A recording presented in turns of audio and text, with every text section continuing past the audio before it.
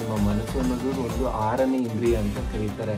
ಅದ್ರ ಮೇಲೆ ಮೇನ್ ಗಮನ ಇರಬೇಕು, ಯಾಕಂದರೆ ಎಲ್ಲ ವಿಷಯ ಆ ಮನಸ್ಸಲ್ಲೇ ಇರೋದು. ಈಗ ನಿಮಗೆ ಕನ್ಫ್ಯೂಷನ್ ಇರ್ಬೋದು, ಶೈಲಪುತ್ರಿನೇ ಬ್ರಹ್ಮಚಾರಿಣಿ ಅಲ್ಲ ಅಥವಾ ದುರ್ಗೆ 2ನೇ ಅವತಾರ, ಈ ಹೆಣ್ಣು ಮಗಳೇ ಬೇರೆ, ಶೈಲಪುತ್ರಿನೇ ಬೇರೆ ಅಂತ. ಆ ಜ್ಞಾನೋದಯ ಪಡೆಯೋದಕ್ಕೋಸ್ಕರನೇ ನಾವು ಹುಟ್ತಾ ಬರ್ತಿದ್ದೀವಿ. ಬಟ್ ಈ ಸಂಸಾರದಲ್ಲಿ ಮುಳುಗೋಗಿ ಮರ್ತೋಗ್ತಾ ಇದ್ದೀವಿ.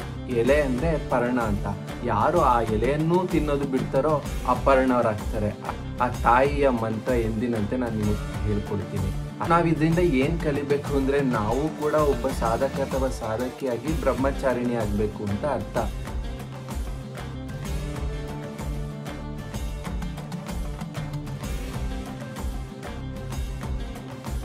ಎಲ್ರಿಗೂ ನಮಸ್ತೆ. ಇವತ್ತು ನವರಾತ್ರಿ 2ನೇ ದಿನವಾದ ಬ್ರಹ್ಮಚಾರಿಣಿಯ ಪೂಜೆನ ಹೇಗೆ ಮಾಡೋದು, ಅಥವಾ ಆ ತಾಯಿ ಯಾರು, ಆ ತಾಯಿಯ ಸ್ಪಿರಿಚುವಲ್ ಮೀನಿಂಗ್ ಏನು ಅಂತ ತಿಳ್ಕೊಳ್ಳೋಣ. ನೀವು ನಿನ್ನೆಯ ವಿಡಿಯೋ ನೋಡಿದರೆ ಶೈಲಪುತ್ರಿ ಯಾರು ಮತ್ತು ಅವಳ ಸ್ಪಿರಿಚುವಲ್ ಮೀನಿಂಗ್ ಏನು, ಸ್ಪಿರಿಚುವಲ್ ಅರ್ಥ ಏನು, ಆ ಶೈಲಪುತ್ರಿ ನಮಗೆ ಹೇಗೆ ಅನುಭವ ಆಗ್ತಾಳೆ, ದೇವಿ ಅವತಾರಗಳ ಬಗ್ಗೆ ಮತ್ತು ಪೂಜೆ ಹೇಗೆ ಮಾಡೋದು ಅಂತೆಲ್ಲನೂ ಡೀಟೇಲಾಗಿ ಎಕ್ಸ್ಪ್ಲೇನ್ ಮಾಡಾಗಿದೆ. ಇವತ್ತು 2ನೇ ದಿನವಾದ ಬ್ರಹ್ಮಚಾರಿಣಿ ಬಗ್ಗೆ ತಿಳ್ಕೊಳ್ಳೋಣ. ಬ್ರಹ್ಮಚಾರಿಣಿ ಬಗ್ಗೆ ಎಂದಿನಂತೆ ಪುರಾಣದಲ್ಲಿ ಯಾರು ಈ ತಾಯಿ ಅಂತ ತಿಳ್ಕೊಂಡು ನಂತರ ನಮ್ಮ ಸ್ಪಿರಿಚುವಲ್ ಮೀನಿಂಗ್ ನಾನು ತಿಳಿಸೋಕೆ ಇಷ್ಟಪಡ್ತೀನಿ. ಬ್ರಹ್ಮಚಾರಿಣಿ ಬಗ್ಗೆ ಪುರಾಣದಲ್ಲಿ ಏನು ಹೇಳ್ತಾರೆ ಅಂದರೆ, ತಾಯಿ ಶಿವನನ್ನು ಓಲೈಸ್ಕೊಳ್ಳೋಕ್ಕೋಸ್ಕರ ಘೋರ ತಪಸ್ಸಿಗೆ ಕುಳಿತಿರ್ತಾಳೆ. ಈಗ ನಿಮಗೆ ಕನ್ಫ್ಯೂಷನ್ ಇರ್ಬೋದು, ಶೈಲಪುತ್ರಿನೇ ಬ್ರಹ್ಮಚಾರಿಣಿ ಅಲ್ಲ ಅಥವಾ ದುರ್ಗೆ 2ನೇ ಅವತಾರ, ಈ ಹೆಣ್ಣು ಮಗಳೇ ಬೇರೆ, ಶೈಲಪುತ್ರಿನೇ ಬೇರೆ ಅಂತ. ಸೊ ಒಂದು ತಿಳ್ಕೊಬೇಕು, ಇದು ಒಂದು ಸ್ಪಿರಿಚುವಲ್ ಪ್ರೋಗ್ರೆಸ್ ಆಗ್ತಾ ಒಂದು ಹೆಣ್ಣು ಮಗಳು ಟ್ರಾನ್ಸ್ಫಾರ್ಮ್ ಆಗ್ತಾ ಇರುವಂಥ ರೂಪ. ಅಂದರೆ ನಾವೇ ಕೋಪ ಬಂದ ಕಾಳಿ ಥರ ಅಥವಾ ಪಾಸಿಟಿವ್ ಆಗಿದ್ದ ಗೌರಿ ಥರ ಆಗ್ತೀವಿ ಅಲ್ವಾ, ಅದೇ ರೀತಿ ಆ ತಾಯಿ ಒಂದು ಹೆಣ್ಣು ಮಗಳು ಶಿವನನ್ನು ಓಲೈಸ್ಕೊಳ್ಳೋಕ್ಕೆ ಕೂತಿರ್ತಾಳೆ ತಪಸ್ಸು ಅಂತ. ಶಿವ ಅಂದರೆ ಯಾರು? ಶಿವ ಅಂದರೆ ಒಂದು ಅಲ್ಟಿಮೇಟ್. ನಾವೆಲ್ಲ ಮನುಷ್ಯ ಜನ್ಮ ಪಡಿತಿರೋದು ಆ ಅಲ್ಟಿಮೇಟ್ ಏನೋ ಒಂದು ಇದೆಯಲ್ಲ, ಅದನ್ನೇ ಹೇಳ್ತಾರೆ ಎನ್ಲೈಟನ್ಮೆಂಟ್ ಅಂತ. ಆ ಜ್ಞಾನೋದಯ ಪಡೆಯೋದಕ್ಕೋಸ್ಕರನೇ ನಾವು ಹುಟ್ತಾ ಬರ್ತಿದ್ವಿ. ಬಟ್ ಈ ಸಂಸಾರದಲ್ಲಿ ಮುಳುಗೋಗಿ ಮರ್ತೋಗ್ತಾ ಇದ್ದೀವಿ. ಆ ರೀತಿ ಆ ತಾಯಿ ಅಥವಾ ಆ ಹೆಣ್ಣು ಮಗಳು ಒಂದೊಂದೇ ಅವಳ ಸಾಧನೆಯನ್ನು ಹೆಚ್ಚು ಮಾಡ್ಕೊತಾ ಹೋಗ್ತಿದ್ದಾಳೆ. ಅದನ್ನೇ ಅವರು ಒಂದೊಂದು ಜನ್ಮವಾಗಿ ತೋರಿಸ್ತಾ ಹೋಗ್ತಿದ್ದಾರೆ ಅಷ್ಟೇ ಪುರಾಣದಲ್ಲಿ.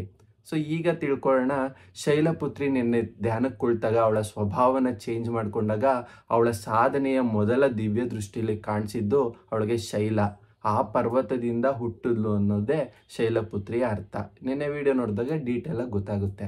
ಇವತ್ತು ಬ್ರಹ್ಮಚಾರಿಣಿ ಬಗ್ಗೆ ಪುರಾಣದಲ್ಲಿ ಹೇಳೋದು, ತಾಯಿ ಶಿವನನ್ನು ಓಲೈಸ್ಕೊಳ್ಳೋಕ್ಕೆ, ಅಲ್ಟಿಮೇಟ್ ರೀಚ್ ಆಗೋಕ್ಕೆ ದಾರಿ ಹುಡುಕ್ತಿರ್ತಾಳೆ. ಅದಕ್ಕೆ ನಾರದ ಮಹರ್ಷಿಗಳು ಆ ತಾಯಿಗೆ ಘೋರ ತಪಸ್ಸು ಮಾಡೋದಕ್ಕೆ ಸಜೆಷನ್ ಕೊಡ್ತಾರೆ. ನಿಮ್ಗೆ ಗೊತ್ತಿರ್ಬೋದು, ರಾಮ ಕೂಡ ರಾವಣ ಕೂಡ ಶಿವನನ್ನು ಓಲೈಸ್ಕೊಳ್ಳೋಕ್ಕೆ ತಪಸ್ಸೇ ಮಾರ್ಗನ ಹುಡ್ಕೊಂಡ್ರು ಅಂತ. ಆ ರೀತಿಯಾಗಿ ಈ ತಾಯಿ ಶಿವನನ್ನು ಓಲೈಸ್ಕೊಳ್ಳೋಕ್ಕೆ ಘೋರ ತಪಸ್ಸು ಕೂತಾಗ ಅಷ್ಟು ಈಸಿಯಾಗಿ ಶಿವ ಸಿಗ್ತಾನ? ಶಿವ ಅಂದರೆ ಅಲ್ಟಿಮೇಟ್ ರೀಚ್ ಆಗೋಕ್ಕಾಗುತ್ತಾ? ತನ್ನ ಸ್ವಭಾವಗಳ ಕರೆಕ್ಷನ್ಸ್ ಆಗಬೇಕು, ನನ್ನಲ್ಲಿರೋ ಅಂಥ ಎಲ್ಲ ತಮೋ ಗುಣಗಳು ನಾಶ ಆಗಬೇಕು, ಇವನ್ನೆಲ್ಲ ಸರ್ಕಸ್ ಮಾಡ್ತಿರ್ತಾರೆ. ಊಟ ಕೂಡ ಹಣ್ಣು ಹಂಪಲು ತಿನ್ನಕ್ಕೆ ಶುರು ಮಾಡ್ತಾರೆ. ಯಾಕಂದರೆ ನನ್ನ ಊಟನೇ ನನ್ನ ಮನಸ್ಸಾಗೋದು. ಆ ಕಾರಣಕ್ಕೆ ಮೊದಲನೇದಾಗಿ ಫಿಸಿಕಲ್ ಬಾಡಿ ಲೆವೆಲ್ ಅಂದರೆ ಈ ಒಳಗಡೆ ಏನು ಆಹಾರ ಹೋಗ್ತಿದೆಯಲ್ಲ ಅದನ್ನು ನಿಲ್ಸೋಕ್ಕೆ ಪ್ರಯತ್ನ ಪಡ್ತಾಳೆ. ಸಾತ್ವಿಕ ಆಹಾರದ ಕಡೆಗೆ ಶಿಫ್ಟ್ ಆಗೋಕ್ಕೆ ಆ ತಾಯಿ ಪ್ರಯತ್ನ ಪಟ್ಟಾಗ ಶಿವ ಖಂಡಿತವಾಗ್ಲೂ ಒಲಿಯಲ್ಲ. ಬಟ್ ಆ ದಾರಿಲಿ ಹೋಗ್ತಾ ಇದ್ಲು. ಅದಾದಮೇಲೆ ನೆಕ್ಸ್ಟು ಆ ಕಾಡಲ್ಲಿರುವಂಥ ಎಲೆಗಳನ್ನೇ ತಿನ್ಕೊಂಡಿರೋಕ್ಕೆ ಶುರು ಮಾಡಿದ್ರು. ಆ ಹಣ್ಣು ಕೂಡ ಆ ಸಾಧನೆನ ಹೆಚ್ಚು ಮಾಡಿ ಶಿವನನ್ನು ಪಡೆಯೋಕೆ ಆಗ್ತಿಲ್ಲ ಅನ್ನೋ ಕಾರಣಕ್ಕೆ ಎಲೆನ ತಿನ್ನಕ್ಕೆ ಶುರು ಮಾಡಿ ಅದಕ್ಕೂ ಕೂಡ ಶಿವ ಒಲಿದಿದ್ದಾಗ ಆ ತಾಯಿ ಆ ಎಲೆನೂ ಕೂಡ ತಿನ್ನೋದು ಬಿಡ್ತಾಳೆ. ಅಂಥ ಘೋರ ತಪಸ್ಸಿಗೆ ಆ ತಾಯಿ ಅಣಿಯಾಗ್ತಾಳೆ. ಎಲೆ ಅಂದರೆ ಪರ್ಣ ಅಂತ. ಯಾರು ಆ ಎಲೆಯನ್ನೂ ತಿನ್ನೋದು ಬಿಡ್ತಾರೋ ಅಪರ್ಣವರಾಗ್ತಾರೆ. ಆ ತಾಯಿ ಅಪರ್ಣ ಅಂತ ಕೂಡ ಫೇಮಸ್ ಆಗ್ತಾಳೆ. ಇಷ್ಟು ಎಲ್ಲ ಮಾಡ್ತಾ ಹೋದಾಗೆ ಅವಳ ಹೆಸರು ಸೂಚಿಸುವ ಹಾಗೆ ಬ್ರಹ್ಮಚಾರಿಣಿ ಆಗ್ತಾಳೆ. ಈಗ ನೆಕ್ಸ್ಟ್ ತಿಳ್ಕೊಳ್ಳೋಣ ಸ್ಪಿರಿಚುವಲ್ ಮೀನಿಂಗ್ ಏನು ಅಂತ. ಬ್ರಹ್ಮಚಾರಿಣಿ ಅಂದರೆ ಯಾರು ಬ್ರಹ್ಮಚರ್ಯನ ಪಾಲಿಸ್ತಾರೋ. ನಾವು ಅನ್ಕೊಂತೀವಿ ಬ್ರಹ್ಮಚಾರಿ ಅಂದರೆ ನಮ್ಮ ಸೆಲಿಬಸಿ, ನಮ್ಮ ಸೆಕ್ಷುವಲ್ ಎನರ್ಜಿನ ಹೋಲ್ಡ್ ಮಾಡೋದು ಅಂತ. ಅದೊಂದೇ ಬ್ರಹ್ಮಚರ್ಯ ಅಲ್ಲ. ಅಲ್ಟಿಮೇಟ್ ಅನ್ನೋದು, ಶಿವ ಅನ್ನೋದು, ಬ್ರಹ್ಮನ್ ಅನ್ನೋದು, ಆತ್ಮನ್ ಅನ್ನೋದು, ಅವೇರ್ನೆಸ್ ಅನ್ನೋದು, ಕಾನ್ಷಿಯಸ್ನೆಸ್ ಅನ್ನೋದು ಎಲ್ಲವೂ ಕೂಡ ಒಂದೇ ಅರ್ಥ. ಬೇರೆ ಬೇರೆ ಪದಗಳಷ್ಟೇ. ಆ ದಾರಿಯಲ್ಲಿ ಯಾರು ಹೋಗ್ತಾರೋ ಅವ್ರನ್ನ ಹೇಳ್ತಾರೆ ಬ್ರಹ್ಮಚಾರಿಣಿ ಅಥವಾ ಬ್ರಹ್ಮಚರ್ಯ ಪಾಲಿಸ್ತಾ ಇರೋನು ಅಂತ. ಸೊ ಆ ಸಾಧನೆಯ ದಾರಿಯಲ್ಲಿ ಮುಂದುವರಿತಾ ಹೋಗಿ ಶಿವನನ್ನ ಪಡಿತಾರೆ ಅಂತ ನಾವು ಪುರಾಣದಲ್ಲಿ ಓದ್ತೀವಿ. ಈ ತಾಯಿ ಶೈಲಪುತ್ರಿಯಾಗಿ ಸಾಧನೆ ಕುಳ್ತಿದ್ದಾಳೆ, ಆಲ್ರೆಡಿ ಬ್ರಹ್ಮಚರ್ಯ ಪಾಲ್ಸಕ್ ಶುರು ಮಾಡಿದ್ದಾಳೆ. ಒಂದೊಂದೇ ಹಂತ ಮೀರ್ತಾ ಹೋಗಿ 2ನೇ ಸ್ಟೇಜಲ್ಲಿ ಬ್ರಹ್ಮಚಾರಿಣಿ ಆಗ್ತಾಳೆ.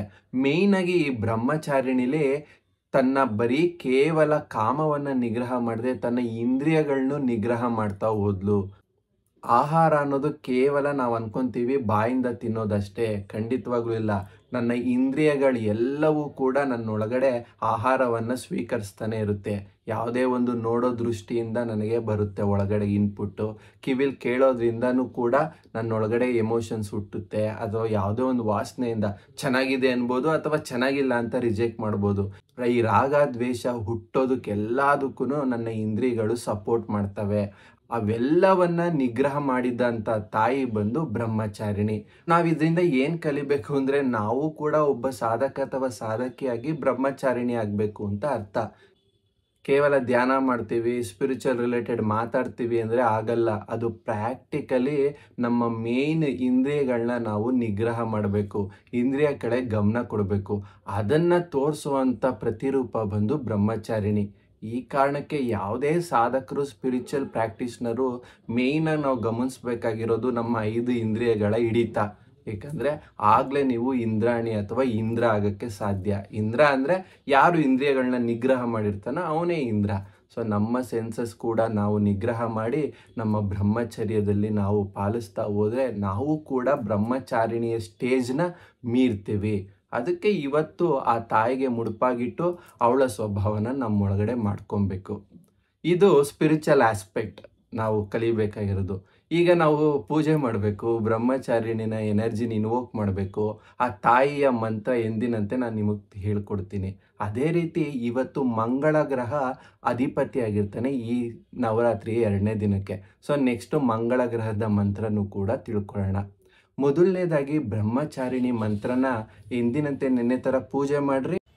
ಪೂಜೆಗೆ ತಾಯಿಗೆ ನೈವೇದ್ಯ ಅಂತ ಜಾಗರಿನ ಇಡಬೇಕಾಗುತ್ತೆ, ಅಥವಾ ಸಕ್ಕರೆನ ಒಂದು ಬಟ್ಲಲ್ಲಿ ಇಟ್ಕೊಳ್ಳಿ. ಮತ್ತು ಇವತ್ತಿನ ಮಂಗಳ ಗ್ರಹಕ್ಕೆ ನೀವು ತೊಗರಿ ಬೇಳೆನ ಒಂದು ಸಣ್ಣ ಕಪ್ನಲ್ಲಿಟ್ಟು ಆ ತಂದೆಗೆ ಅದನ್ನು ಅರ್ಪಿಸಿ. ಆ ತಾಯಿಯ ಮಂತ್ರ ಬಂದು ದಧಾನ ಕರ ಪದ್ಮಾಭ್ಯಾಂ ಅಕ್ಷಮಾಲಾ ಕಮಂಡಲು ದೇವಿ ಪ್ರಸೀದತು ಮಯಿ ಬ್ರಹ್ಮಚಾರಿಣ್ಯನುತ್ತಮ. ಮತ್ತೊಂದು ಸಾರಿ ನಿಮ್ಗೆ ಹೇಳ್ತೀನಿ. ದಧಾನ ಕರ ಪದ್ಮಾಭ್ಯಾಂ ಅಕ್ಷಮಾಲಾ ಕಮಂಡಲು ದೇವಿ ಪ್ರಸೀದತು ಮಯಿ ಬ್ರಹ್ಮಚಾರಿಣ್ಯನುತ್ತಮ. ಕೆಲವೊಬ್ಬರಿಗೆ ಈ ಮಂತ್ರ ಲಾಂಗ್ ಆಯಿತು ಅಂತ ಅನಿಸಿದ್ರೆ ಮತ್ತೊಂದು ಶಾರ್ಟ್ ಮಂತ್ರ ಬಂದು ಓಂ ಐಂ ಹ್ರೀಂ ಕ್ಲೀಂ ಬ್ರಹ್ಮಚಾರಿಣ್ಯೈ ನಮಃ. ಈ ಸಿಂಪಲ್ ಮಂತ್ರನೇ ಚಾಂಟ್ ಮಾಡ್ಬೋದು ನೀವು. ಈ ಮಂತ್ರನ ನೀವು ಕಂಟಿನ್ಯೂಸ್ ಆಗಿ ಚಾಂಟ್ ಮಾಡಿ ಆ ತಾಯಿಯ ಎನರ್ಜಿ ನಿಮ್ಮೊಳಗಡೆ ಬರೆಸ್ಕೊಳ್ಳಿ. ಯಾಕಂದರೆ ನಿಮ್ಮೊಳಗಡೆ ಇರೋವಂಥ ಎನರ್ಜಿ ಅಥವಾ ಮನಸ್ಸಿನ ಪವರ್ ಸಾಲಲ್ಲ ನಿಮ್ಮ ಇಂದ್ರಿಯ ನಿಗ್ರಹ ಮಾಡೋಕ್ಕೆ. ಆ ತಾಯಿನ ಕನೆಕ್ಟ್ ಮಾಡಿಕೊಂಡು ಆ ತಾಯಿ ನಿಮಗೆ ಬ್ಲೆಸ್ ಮಾಡಿದ್ರೆ ಈ ಬ್ರಹ್ಮಾಂಡದಲ್ಲಿರೋ ಬ್ರಹ್ಮಚಾರಿಣಿ ನೀವು ಇನ್ನೂ ನಿಮ್ಮ ಸಾಧನೆಯಲ್ಲಿ ಇಂಟೆನ್ಸ್ ಮಾಡೋಕ್ಕೆ ಹೆಲ್ಪ್ ಆಗುತ್ತೆ. ಇದು ಆಗೋದಂತೂ ಖಂಡಿತ ಸತ್ಯ. ಮತ್ತು ಅವರೆಲ್ಲ ಲೈವ್ ಆಗಿರ್ತಾರೆ ಆ ಎನರ್ಜೀಸು ನಿಮಗೆ ಬ್ಲೆಸ್ ಮಾಡೋಕ್ಕೆ. ನೆಕ್ಸ್ಟು ಇವತ್ತು ಮಂಗಳ ಗ್ರಹ ಅಧಿಪತಿಯಾಗಿರ್ತಾನೆ. ಸೊ ಆ ಮಂಗಳನ ನಾವು ಪ್ರೇಸ್ ಮಾಡೋದ್ರಿಂದ ಮಾರ್ಸ್ ರಿಲೇಟೆಡ್ ಪ್ರಾಬ್ಲಮ್ಸ್ ನಮಗೆಲ್ಲ ಸಾಲ್ವ್ ಆಗುತ್ತೆ. ಆ ಮಂಗಳ ಗ್ರಹದ ಬೀಜಾಕ್ಷರ ಮಂತ್ರ ಸಿಂಪಲ್ ಆಗಿರಬೇಕು ನೀವು ಯಾವುದೇ ಮಂತ್ರ ಹೇಳಬೇಕಂದ್ರೆ. ಸೊ ಅದಕ್ಕೋಸ್ಕರ ಬೀಜಾಕ್ಷರ ಮಂತ್ರ ಮತ್ತು ಶಾರ್ಟ್ ಮಂತ್ರನ ನಾನು ಚೂಸ್ ಮಾಡಿ ಅಂತೀನಿ. ಮಂಗಳ ಗ್ರಹದ ಮಂತ್ರ ಬಂದು ಓಂ ಕ್ರಾಂ ಕ್ರೀಂ ಕ್ರೌಂ ಸಹ ಭೌಮಾಯ ನಮಃ. ಈ ಮಂತ್ರನ ನೀವು ಚಾಂಟ್ ಮಾಡಿದ್ರೆ ಆ ಮಂಗಳ ಗ್ರಹದ ಬ್ಲೆಸ್ಸಿಂಗ್ಸ್ ನಿಮಗೆ ಸಿಗುತ್ತೆ. ಮತ್ತು ಮತ್ತೊಂದು ವಿಷಯ ನಾನು ಲಾಸ್ಟ್ ವಿಡಿಯೋದಲ್ಲಿ ಹೇಳೋದು ಮರ್ತೆ, ನೀವು ಇವೆಲ್ಲ ಮಾಡಾದ್ಮೇಲೆ ಮಿಸ್ ಮಾಡದೆ ನವರಾತ್ರಿ ಟೈಮಲ್ಲಿ ಲಲಿತಾ ಸಹಸ್ರನಾಮನ ಚಾಂಟ್ ಮಾಡಿ. ಯಾಕಂದರೆ ತಾಯಿ ಹೇಳ್ತಾಳೆ, ನೀವು ಯಾವುದೇ ಮಂತ್ರ ಪೂಜೆ ಮಾಡೋಕ್ಕೆ ನಿಮ್ಮ ಕೈಲಿ ಆಗಲಿಲ್ಲ ಅಂದರೂ ಕೇವಲ ಲಲಿತಾ ಸಹಸ್ರನಾಮ ಚಾಂಟ್ ಮಾಡಿದ್ರೆ ಅದೆಲ್ಲದರ ಭುಕ್ತಿ, ಅದರಿಂದ ಏನು ಮಾಡಿದ್ರೆ ಫಲ ಸಿಗುತ್ತಲ್ಲ ಅದು ನಿಮಗೆ ಸಿಗುತ್ತೆ ಅಂತ. ಯಾಕಂದರೆ ಅಷ್ಟು ದೇವಿಯರ ಮಂತ್ರನ ನೀವು ಒಳಗಡೆಯಿಂದ ಉಚ್ಚಾರಣೆ ಮಾಡ್ತಾ ಚಾಂಟ್ ಮಾಡ್ತಾ ಹೋದರೆ ತಪ್ಪಾಗಲಿ ಪರವಾಗಿಲ್ಲ, ಸರಿ ಆಗ್ತಾ ಹೋಗುತ್ತೆ. ಯಾವಾಗ ಅಷ್ಟು ಕಂಟಿನ್ಯೂಸ್ 30 ನಿಮಿಷ ಚಾಂಟ್ ಮಾಡ್ತೀರಾ ನಿಮ್ಮೊಳಗಡೆ ಆ ದೇವಿ ಕನೆಕ್ಟ್ ಆಗೋಕ್ಕೆ ಹೆಲ್ಪ್ ಆಗುತ್ತೆ, ಅಷ್ಟು ಎನರ್ಜಿ ಜನ್ರೇಟ್ ಆಗುತ್ತೆ. ಅದಕ್ಕೋಸ್ಕರ ಇವತ್ತು ಬ್ರಹ್ಮಚಾರಿಣ ಪೂಜೆ ಮಾಡಿ ಅದ್ರ ಜೊತೆ ನಿಮ್ಮ ಇಂದ್ರಿಯ ನಿಗ್ರಹನ ದಯವಿಟ್ಟು ಮರಿಬೇಡಿ. ಸ್ವಲ್ಪ ಪ್ರಯತ್ನ ಪಡ್ತಾ ಹೋಗೋಣ, ಒಂದಲ್ಲ ಒಂದಿನ ನಾವು ಸಕ್ಸಸ್ ಆಗ್ತೀವಿ.